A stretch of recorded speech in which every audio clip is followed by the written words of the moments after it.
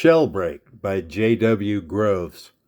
J.W. Groves was a fairly obscure author from the UK. He was born in 1910 and died in 1970, the same year this book was published. Groves' first story, The Sphere of Death, appeared in print in 1931. He published a handful of short stories sporadically over the course of his life, only managing to get a novel published pretty much simultaneously with his death at the age of 60.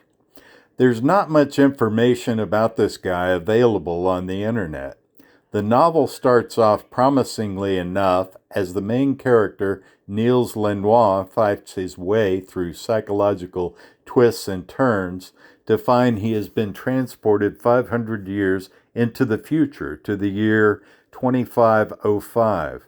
Mentally confused, he is told he has undergone something called neo-hypnotism in order to acclimate him to the customs and language of this strange era.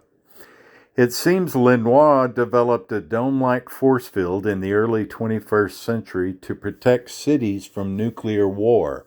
Approximately 100 years after Lenoir's death, a large city implemented his force field dome, or shell, as it's called in the book. The shell has now been in place for 400 years, and those within the shell have no concept of nature, trees, clouds, all the surroundings we take for granted. The dome above them looks like a sort of tan colored expanse with no details to it. The city is run by a family called the Rufuses. They are basically thugs, and they like being in control. They have no intention of ever reopening the city to the natural world outside. Lenoir is kidnapped by a group of freedom fighters who call themselves the True Freedom Party, who are against the government and also fighting with an alternate rebel group called the Direct Action for Freedom. Groves' world building, his concept of a society 500 years in the future, is pretty limited and seems more like 1930s pulp fiction than the new wave SF that was being published at the same time this book came out. For instance, he receives a threatening wristwatch phone call from a sinister femme fatale named Yurley Cardell. Cardell can call him, but has no idea where he is. Groves could not imagine devices being tracked 500 years in the future in a closed society. To me, that's a bit lame. Lenoir gets out of the house he's being held in and explores the city. He is confused by all the things he does not know. He's hungry, and a stranger who seems more thug than helpful citizen offers to help him out.